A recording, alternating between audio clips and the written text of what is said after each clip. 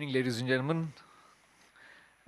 It is my very pleasant duty to perform a task which normally is performed by Dr. Isha Judge Ahluwalia in this Conversations on Urbanization series, which is to introduce the speaker. Normally she does the honors, but since she is the speaker herself on one of the many areas of her expertise, which is water, I'm really delighted that she has chosen to have this conversation with all of us and that she's here. So I won't say anything very much more, except that you can see that she's chairperson of ICRIER and also a member of the Water Advisory Group for the Asian Development Bank, and so truly qualified to speak on the subject. Thank you very much, and I'll hand it over straight away to Dr. Isha Judge Ahluwalia. Well, friends and Mr. Sunit Tandon, thank you very much and welcome to this series. I must tell you that we decided last month that we must have a conversation on water, since water is in the headlines and it's on everybody's mind. It's something that we experience every day. And I reached out to Dr. Mihir Shah, who is an expert on water and runs an NGO in Madhya Pradesh and was also a member of the Planning Commission. And he agreed to come and engage in this conversation. And then it turned out that he had another commitment in Kerala. And I don't call myself an expert on water, but I have been studying urban issues, the challenges of urbanization, and particularly water and sanitation for the last 11 years. And since this is a conversation, I thought even a non-expert but a serious student of water could kick off the conversation. So let me begin with what has really energized everybody.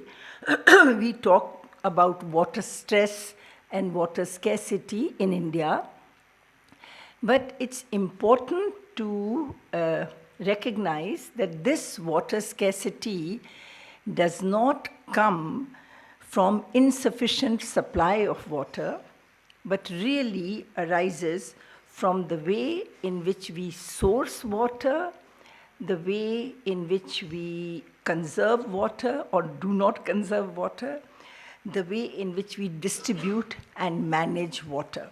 So this water stress is of our own making. I think first thing to recognize is that, and then we can think about how to respond to this challenge. About 80% of our water is used by agriculture in India. And it is used with a great deal of inefficiency. And I'll come to that a little later. So the largest sector, which is the user of water, uses it with an efficiency level which is estimated at something like 35%. By comparison, you look at Israel or Morocco, their efficiency in water use is 77%.